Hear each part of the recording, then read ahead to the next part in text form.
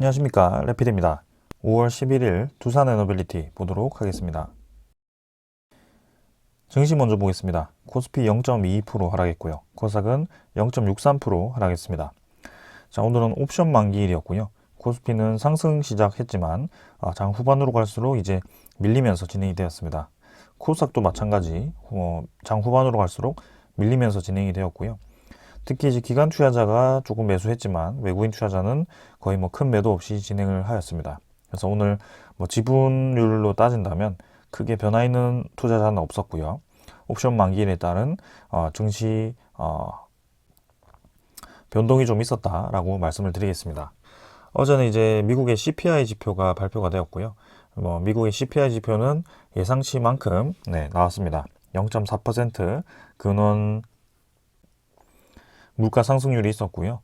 시장의 예상치와 거의 일치하였습니다. 그래서 미국의 증시도 거기에 따라서 이제 반등을 좀 하였는데요.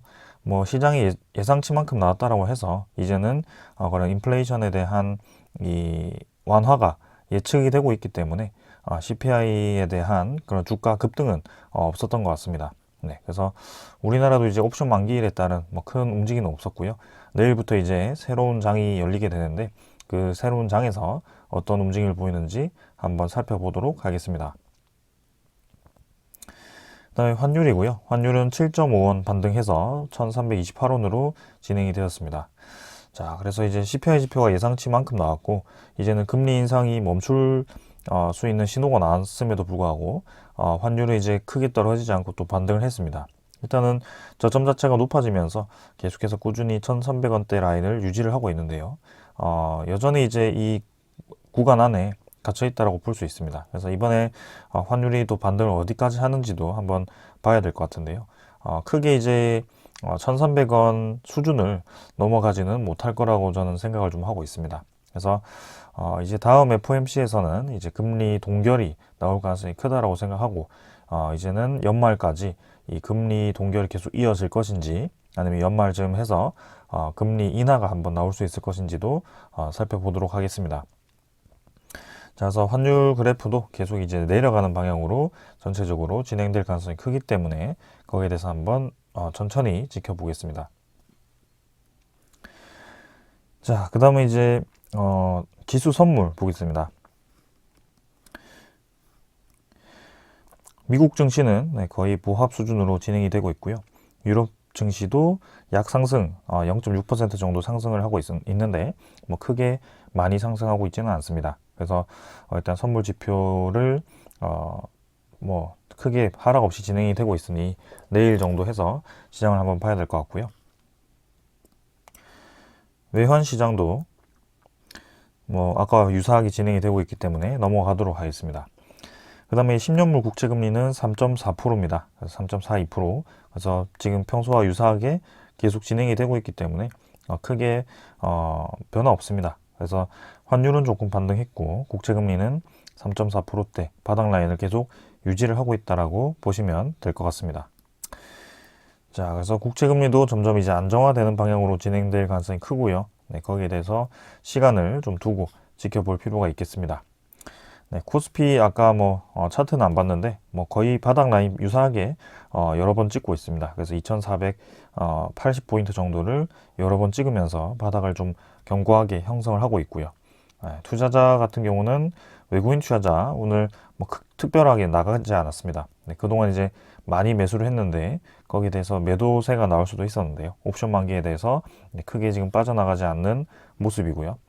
코스닥은 이제 추가적인 하락이 좀 있었습니다. 오늘도 2차전지 관련 테마들이 조금 하락을 하면서 60일선을 이탈하면서 추가적인 하락이 나왔습니다. 자, 그래서 900포인트부터 지금 쉬지 않고 하락이 시작되었고요. 100포인트 가까이 떨어지면서 그동안의 상승분에 대해서 좀 깊은 조정이 들어가고 있습니다. 내일부터 해서 새로운 장이 열렸을 때 그런 움직임들 한번 살펴봐야 되겠고요. 오늘 같은 경우는 옵션 만기에 대한 특수한 효과로 좀 이제 변동성이 좀 있었다라고 이해를 하시면 되겠습니다.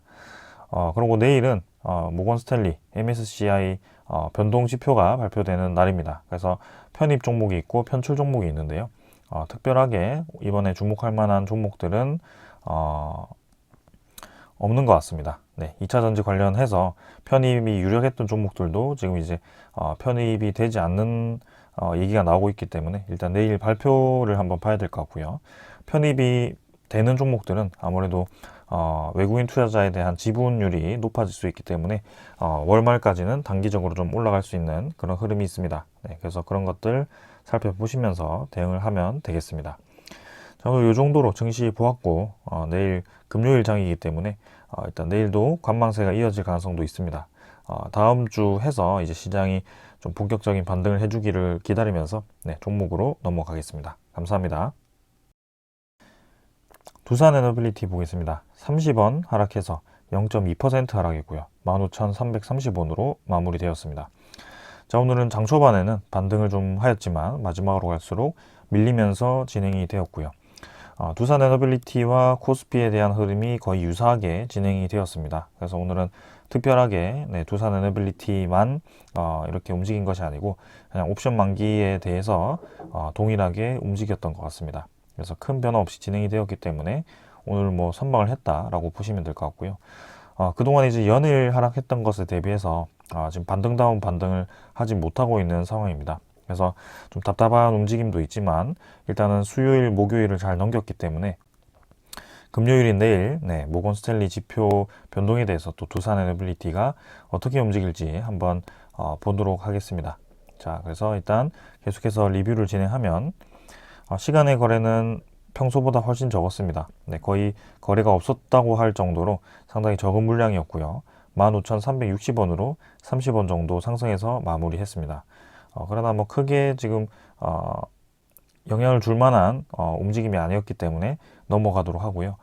오늘도 거래량은 작았습니다. 360만 주 정도 진행이 되었고 3일 한 4일 정도 해서 300만 주대에서 큰 변동 없이 진행이 되고 있습니다. 그래서 주가에 대한 급락은 멈추었지만 주가에 대한 반등이 네, 크게 지금 없는 상황이고요. 야금야금 조금씩 이제 하락을 하면서 이번 5월 옵션 만기를 마무리를 했습니다.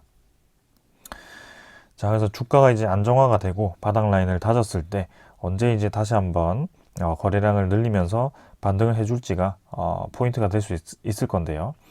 그동안 이제 주가가 좀 하락을 했을 때 하락하는 분위기에 하락하는 음봉에서 네, 한 이틀 정도 뒤에는 양봉을 출현시키면서 반등을 만들어 줬었는데요.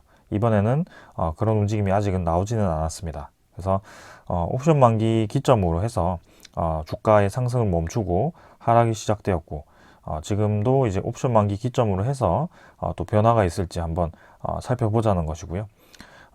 그동안 이제 외국인 투자자와 기관 투자자에 대한 물량이 좀 많이 나왔기 때문에 이쯤 해서는 네, 하락을 멈추고 반등이 나올 법하다라고 생각을 하고 있습니다. 자, 그래서 일단 내일부터 해서 내일 큰 변동이 없더라도 다음 주에는 변동이 좀 있을 거라고 생각하고 있고 거기에 대해서 한번 지켜보겠습니다.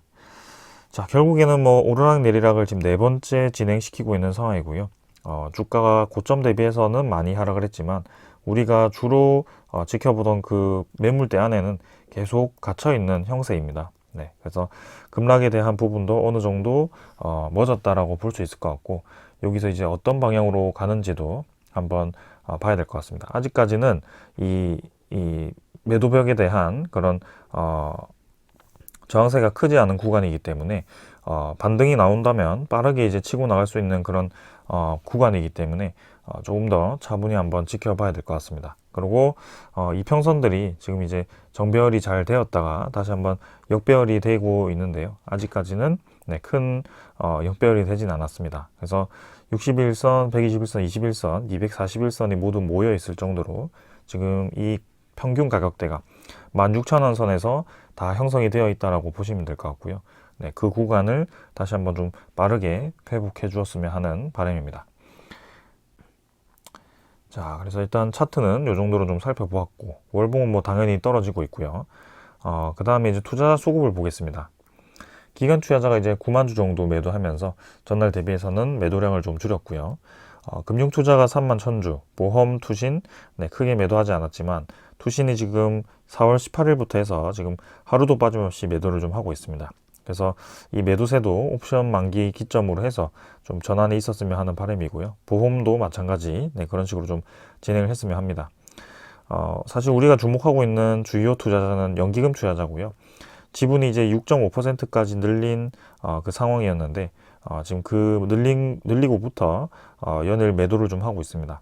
그래서 아직까지는 그렇게 많은 물량을 매도하진 않았지만 그래도 상당 부분 좀 연속으로 매도를 좀 하고 있고요.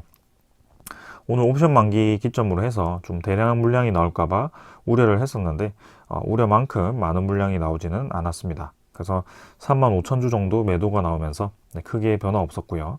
사모펀드도 오늘은 크게 매도를 하지 않았습니다. 자, 그래서 내일부터 해서 수급이 이제 전환될 수 있을 것인지를 계속 한번 지켜보겠습니다. 그 다음 외국인 투자자가 이제 53만 주 매도하면서 지금 5월 달 들어서 정확하게 연속으로 계속 100만 주 가까이를 매도를 하고 있습니다.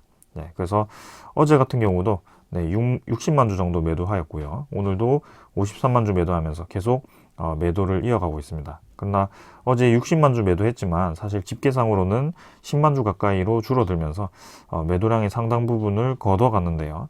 오늘 같은 경우는 걷어갔는지 한번 조금 이따가 살펴보도록 하겠습니다. 그래서 워낙 단기간에 내렸기 때문에 반등을 할 수 있는 그런 시기라고 생각하고요. 지금 같은 테마로 묶여있는 종목들은 일부분 이제 반등을 시작한 종목들도 있습니다. 그러나 일진파워 같은 경우는 그런 뭐 핵융합 이슈로 인해서 주가를 끌어올렸다가 끌어내리는 뭐 이런 움직임이 나오긴 하지만 그래도 반등을 야금야금 하고 있고요. G2파워 같은 경우도 마찬가지 반등을 하고 있습니다. 그리고 BHI도 지금 이제 자리를 좀 잡았고요. 아직까지는 본격적인 반등을 하지 못했네요. 자, 그리고 한전기술 같은 경우도 추가적인 급락보다는 이제 이 구간을 유지를 하는 움직임이 나오고 있습니다. 자, 그래서 웨스팅하우스에 대한 소송건으로 지금 이제 다 떨어져 있는 상황인데 거기에 대해서도 조금 이따가 소식을 좀 전해드리도록 하겠습니다. 자, 일단 이런 기술적인 부분은 다 설명을 좀 드렸고 공매도 잔고 한번 확인해 보겠습니다. 자, 공매도 잔고가 오늘도 많이 늘었습니다. 940만 주에서 1030만 주까지 또 한 90만 주 가까이가 증가를 했고요. 전날, 전전날부터 해서 계속 지금 며칠 내내 올라가고 있습니다. 그래서 5월 달 들어서 외국인 매도세가 늘어나기 시작했고 그 매도세가 늘어나면서 전부 다 공매도 잔고로 지금 전환이 되고 있다라고 좀 느껴집니다. 그래서 5월 2일부터 해서 5월 10일까지 지금 거의 한 1000만 주 가까이, 500만 주 가까이가 증가를 했고요. 그 주요 거래원은 당연히 모간서울이었습니다.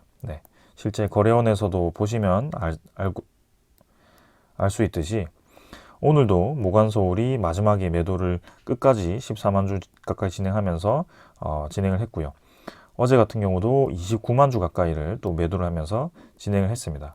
그래서 최근 10일 동안의 평균을 내보면 합계를 내보면 모간서울이 270만 주 그리고 오늘도 저렇게 이제 30만 주 가까이 매도하면서 거의 한 300만 주 가까이를 순매도를 한 것으로 보이고요.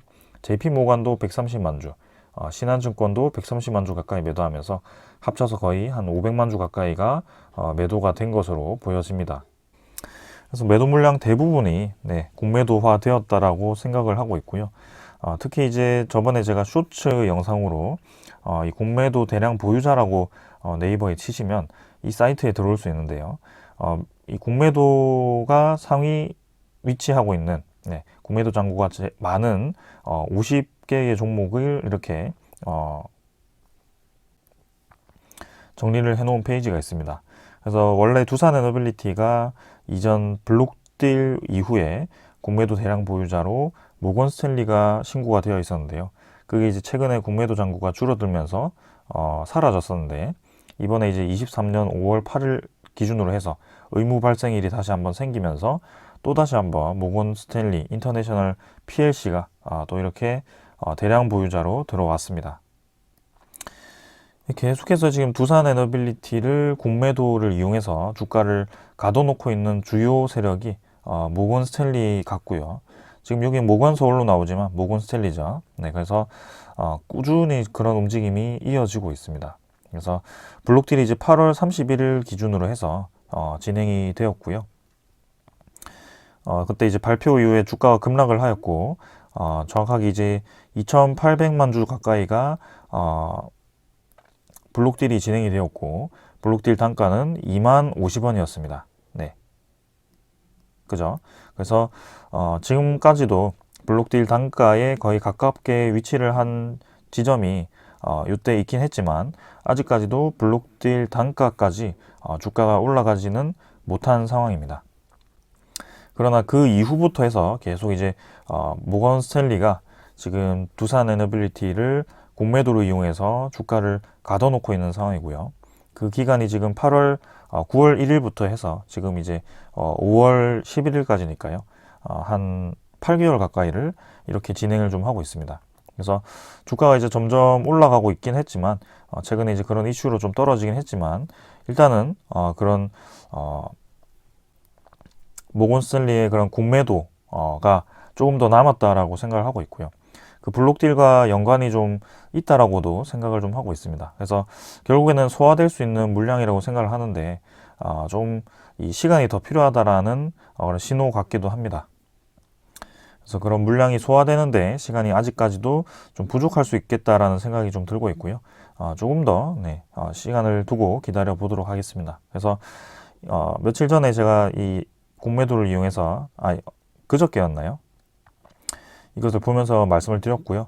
정확하게 이제 주가가 오르고 내리고에 대해서 이 공매도 잔고가 직접적으로 좀 관련이 되어 있다. 그리고 이 공매도 대량 보유자는 모건 스탠리다라고 말씀을 드렸고, 그 모건 스탠리는 블록딜 매매 시에 대량 이제 물량을 받았던 그 증권사이다라고 좀 말씀드립니다.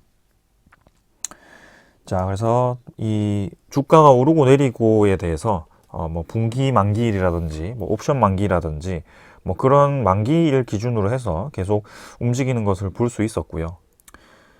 그래서 그 일정 물량을 가지고 계속해서 주가를 형성을 시키고 있는 모습이 보였습니다. 그래서 공매도도 상단이 있고요.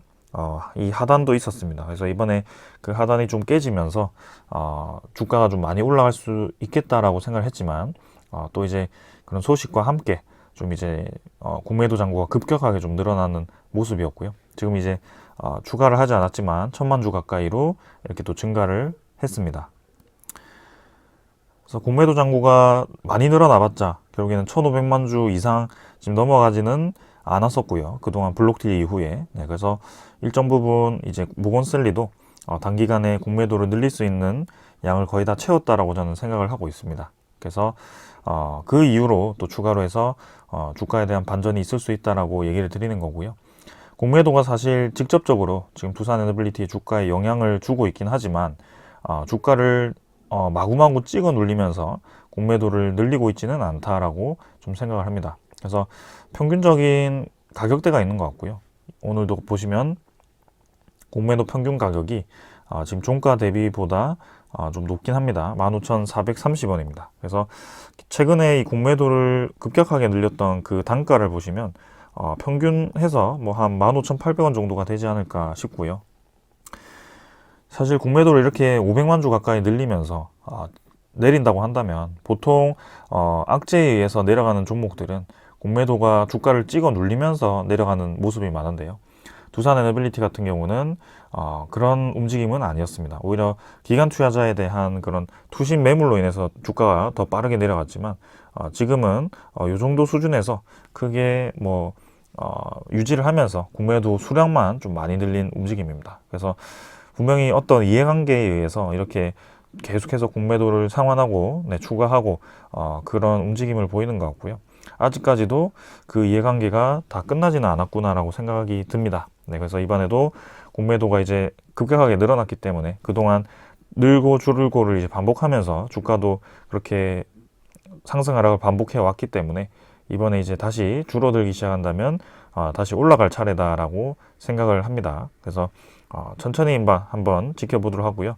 지금 여기서 이제 바닥에 대한 시그널이 나오고 그 바닥에 대한 형성이 나온다면 다시 한번 이 15,000원대에서 매수를 할 수 있는 뭐 그런 기회가 만들어진 것이기 때문에 일단 조금 더 장기적으로 생각을 하고 이끌어 가 보겠습니다. 자, 그래서 투자자는 아까 다 확인을 했고요. 네, 대차장고도 확인해 보겠습니다. 대차장고는 자, 그동안 크게 늘지 않았는데 야금야금 이제 늘어났죠. 이번에도 어제도 한 50만 주 가까이, 오늘도 한 60만 주 가까이 늘어나면서 장고가 이제 또 늘어납니다. 네, 그래서 공매도가 늘어난 것 대비해서 대차 장고가 좀 많이 늘지 않았었는데 최근에 이제 어제부터 해서 또 이제 늘기 시작했고 2,640만 주 가까이로 네, 대차 장고가 늘었습니다. 자, 그러나 뭐 전체적인 그림은 아직까지도 그렇게 많이 늘어나지는 않았습니다. 네, 평균 수준으로 진행이 되고 있는 것 같고요. 원래는 한 3천만 주, 그 이전에는 한 6천만 주 가까이 대차 잔고가 늘어났었는데, 아직까지는 뭐 그렇게까지 많이 늘지는 않았습니다. 그래서, 자, 이것도 마찬가지 내일 기점으로 해서, 다시 또 바뀔 수 있는지 한번 살펴보겠습니다. 그 다음에 외국인 추적 물량은 52만 주, 마이너스 47만 주로 이제 좀 감소를 했고요. 12.06%로, 네, 이렇게 감소했습니다. 그래서 보유율도 지금 이제 한 1% 가까이 감소를 했고요. 이 모건스탠리라는 이 세력이 계속해서 일정 물량을 가지고 공매도를 늘렸다 줄였다, 네, 지금 매수 매도를 반복하고 있기 때문에 그 물량도 네, 지금은 크게 그 이상 많이 내려가지 않을 거라고 생각합니다. 그래서 이전과 유사하게 지금 이제 주식 수가 하락을 했고, 네, 거기에 대해서 공매도가 급격하게 더 늘어날 것 같지는 않고요. 네, 두산에너빌리티가 그만한 악재가 나오지도 않았기 때문에 일단은 블록딜 물량, 네, 이런 물량들을 소화하는 과정에서 또 한번 이렇게 진행이 되었다라고 이해를 하시면 되겠습니다. 자, 그래서 어떻게 보면 2만 50원에 그렇게 많은 물량을 받아놓은 상황에서 주가가 이렇게 급락을 해서 계속 그 안에 갇혀 있다라고 한다면 2만 50원에 그 물량을 매수했던 그 세력은 사실 어떻게 보면 손해죠. 네, 지금 5천원 가까이 차이 나기 때문에 손해 보는 입장에서 이렇게 주가를 오르락 내리락 하는 그 과정 속에서 분명히 수익을 얻는 그런 상황이 만들어져야 될 겁니다. 네, 그래서 2만 50원의 그 많은 물량을 받고도 네, 그렇게 수익을 얻을 수 있는 상황이라고 한다면 공매도를 쳐서 블록딜에 대한 메인 물량을 교환하는 방식이 될 수 있다면 그렇게 진행하지 않을까라고 생각을 하고 있는데요. 보통 이제 유상증자 신주가 상장될 때 그런 식으로 좀 진행을 했는데, 블록딜 같은 경우는 이제 매입을 했을 때 바로 이제 지분이 들어오는 게 아닌가, 제가 이제 블록딜에 대해서 아직 정확하게 알지 못해서 지금 추측만을 할 뿐인데요. 아무튼 그런 상황 속에서 소화를 하고 있다고 한다면 저는 이미 많은 물량을 소화했을 거라고 생각을 합니다. 그래서 이전에도 이제 한 700만 주 가까이에서 1,500만 주 가까이로 한번 늘렸다가 또 한 뭐 1,000만 주에서 500만 주 가까이 늘렸다가, 네, 그래서 이렇게 늘리고 줄이고를 반복을 했죠. 그래서 늘린 구간만 좀 본다고 한다면 지금 이미 2천만 주 이상을 공매도로 늘렸다가 줄였다가를 반복했다라고 좀 생각을 하고 있습니다. 그래서 그 평균 단가도 한 15,000원, 16,000원 수준에서 계속 이루어지고 있고요. 두산에너빌리티의 블록딜 가격이 정해져 있기 때문에 이 공매도 단가도 거기에 맞게 어느 정도 적정 수준에서 맞춰가는 게 아닌가라고 생각을 좀 하고 있습니다. 네, 만약에 이제 그게 교환이 된다고 한다면 한 주당 이제 4,000원에 가까운 그런 수익을 얻을 수 있는 이 좋은 기회가 생기는 것이고요. 그런 물량이 이제 소화가 되었을 때 이제 공매도로부터 조금 자유로워졌을 때 좀 본격적인 상승이 나올 수 있을 거라고 봅니다. 그래서 이번이 거의 마지막이 아닐까라는 좀 생각을 해보는데 그런 희망을 가져보고요. 네, 분명히 이제 그런 시기가 올 거기 때문에 천천히 한번 접근해 보겠습니다. 자, 공교롭게도 이번에 딱 이제 공매도를 치기 좋은 그런 상황이 생겨버려서 이렇게 좀 진행이 되었는데요. 그러면 그 상황이 이제 해결이 언제 될 수 있을 것인지도 좀 우리가 주목을 해야 될 것 같습니다. 자, 그래서 이제 거기에 대해서 소식을 좀 가져와 봤는데요. 웨스팅하우스가 한수원과 분쟁 배경이 매각전 몸값 불리기다라는 얘기가 다시 한번 나왔습니다. 이전에도 이 가능성에 대해서 충분히 여러분들께 말씀을 드렸는데요. 다시 한번 살펴보겠습니다. 자, 폴란드 진출 반대를 나서고 선언하고 나선 이면에 매각전 몸값 부풀리기 의도가 깔려 있었다라고 또 분석이 나왔습니다. 그래서 올 하반기에 웨이스팅하우스의 매각을 앞두고 있는 최대 주주 캐나다 브룩필드가 한수원으로부터 기술 자문료를 받아서 자산 가치를 불린 뒤에 회사를 팔기 위해 전방위 압박에 나섰다라는 관측이 나왔습니다. 그래서 원래는 올해 6월까지, 다음 달이죠. 네, 다음 달까지 이 웨스팅하우스를 매각할 계획을 가지고 있었던 것 같고요. 거기에 대해서 좀 강경 대응을 한 것 같습니다. 강경 발언이죠. 그래서 항상 이제 협상을 하는 과정에서는 서로 좋게 얘기하면서 협상을 할 수도 있지만 서로에게 공격적인 이 포지션을 취하면서 협상을 할 수도 있습니다. 그게 이제 정치이기도 하고요. 지금과 같은 이 벼랑 끝 전술, 그죠? 그 상황 속에서 이제 좀 더 큰 이익을 얻을 수 있기 때문에 그렇게 공격적인 스탠스를 취한 것 같습니다. 그렇기 때문에 한수원의 기술을 딱 이제 폴란드 한수원이 기준으로 하고 있는 그 기술을 결국에는 이제 웨스팅하우스가 CE 엔지니어링이나요? 네, 그 기업을 인수하면서 결국에는 그 기술 확보를 한 상황이기 때문에 뭐 이유가 어찌됐던 간에 결국에는 그림상으로는 웨스팅하우스가 유리한 것은 사실이죠. 네. 그래서 우리나라도 이제 소송전으로 가서 피 터지는 싸움을 했을 때 승리를 할 수 있는 가능성도 있지만 결국에는 서로에게 불리한 상황으로 입각할 수 있기 때문에 그런 것을 생각했을 때 웨스팅하우스가 또 이제 또 그런 것을 무기로 삼아서 좀 더 강하게 얘기를 한 걸 수도 있습니다. 네, 그래서 이전에도 이제 UAE에 우리가 바라카 원전을 수출할 때도 기술 자문료를 주었었던 적이 있고요. 또 그런 사례가 있기 때문에 한 번 더 그렇게 얘기를 한 것 같습니다. 그래서 이번에 또 구체적인 소식이 하나 나왔습니다. 그동안 소식이 없어서 좀 답답하기도 했는데요. 이 업계에서 웨스팅하우스가 2천억 여원에 달하는 기술 자문료를 요구하고 있다라는 말도 들린다고 합니다. 그래서 만약에 이 자금을 수령하면 바로 이제 현금 실탄이 이제 생기는 거기 때문에 웨스팅하우스의 자산 가치도 단번에 올라가게 되고, 네, 앞으로에 대한 그 원전 시장 속에서 또 이제 유리한 상황을 만들 수 있을 것 같습니다. 그렇기 때문에 이렇게 진행이 되었던 것 같고요. 만약에 이제 우리나라 입장에서, 한수원 입장에서 2천억을 지불을 한다라고 했을 때는,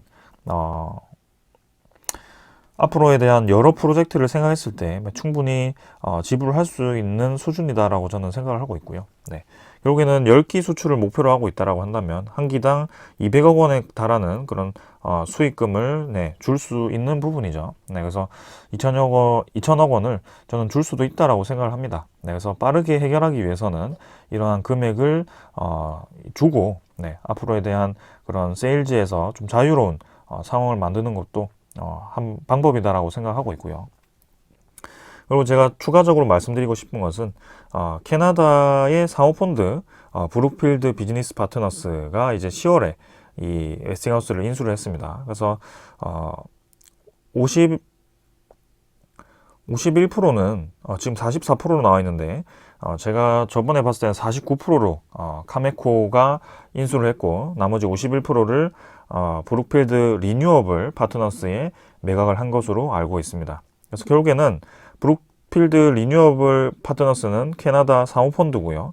49%를 가지고 있는 이 카메코는 캐나다의 원자력 우라늄 생산 기업입니다. 결국엔 핵연료를 생산할 수 있는 기업이기 때문에 지금 캐나다가 이 원자력 시장에 관심이 있는 것이 아닌가라는 분석이 나오기도 했습니다. 그래서 나머지 이제 51%에 대한 지분을 매각을 했을 때 누가 이제 매입을 할 것인가를 이제 주목할 필요도 있고요. 지금 현재 상황에서 이제 캐나다에 대한 이 지분 인수였기 때문에 미국의 영향이 생각보다 작았을 수도 있다라고 생각을 합니다. 네, 그런 분석도 있었고요. 그래서 사실상 이제 웨스팅하우스가 미국발 기술이긴 하지만 지금 현재 이 경영권을 쥐고 있는 이 세력은 캐나다라고 볼 수 있을 것 같고요. 캐나다 사모펀드. 그래서 그 캐나다가 또 공교롭게도 다음 주에 우리나라를 총리가 또 방문을 해서 정상회담을 한다라고 합니다. 네, 이렇게 뭐 정상회담을 진행한다라고 해서 무조건 뭐 원자력에 대한 좋은 소식이 나올 거라고 생각을 하고 있지는 않지만 그래도 희망을 좀 가져볼 수 있지 않을까라는 생각입니다.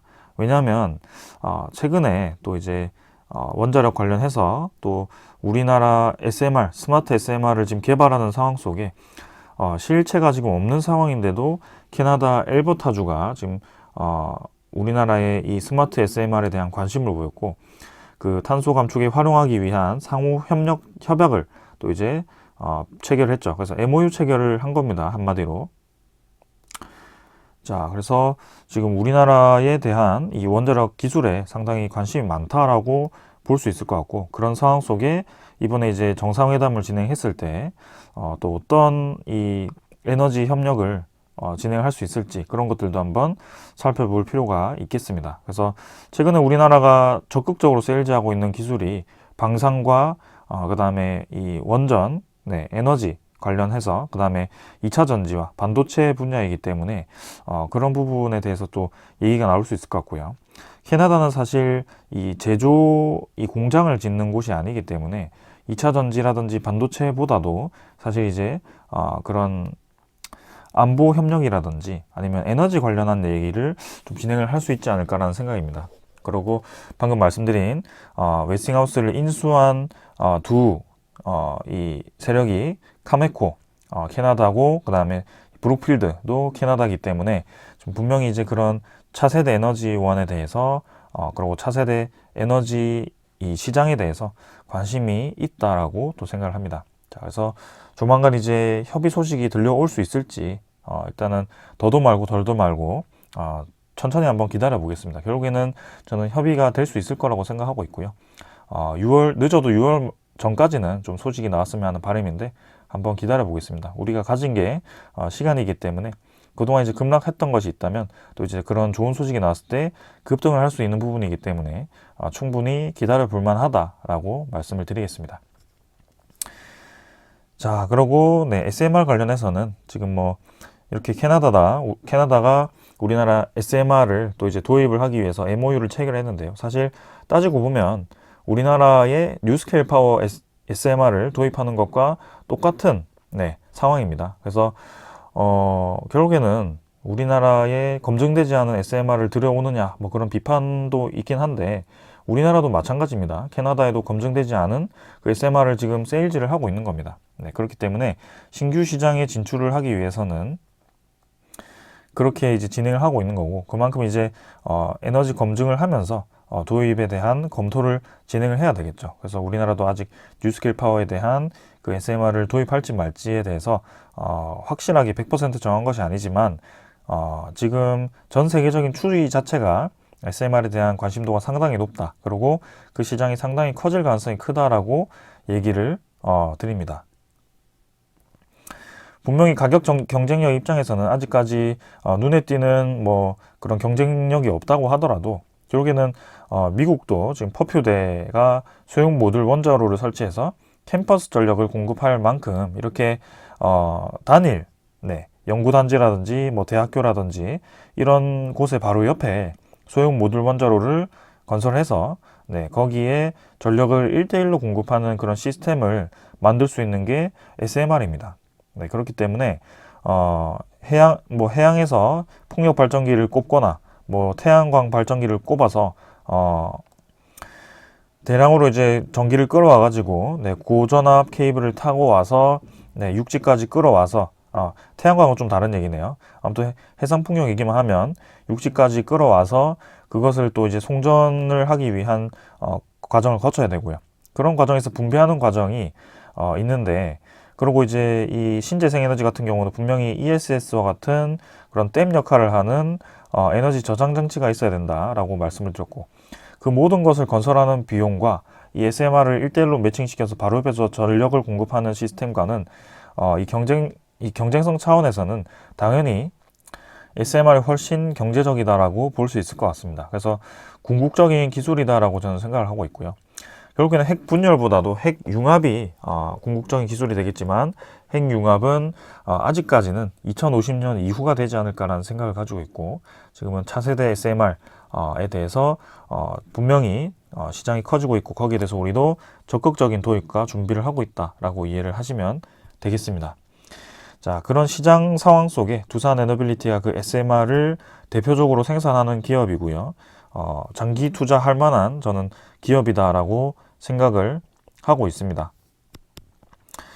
자, 그래서 주가가 계속 갇혀 있는 상황 속에 결국에는 저는 좋은 날이 올 거라고 생각을 하고 있고요. 네, 조금만 더 지켜봅시다. 지금 단기간에 급락한 것에 대비해서 분명히 또 한번 상승이 나올 수 있을 거라고 생각합니다. 자, 오늘 여기까지 하고 마무리하겠습니다. 감사합니다.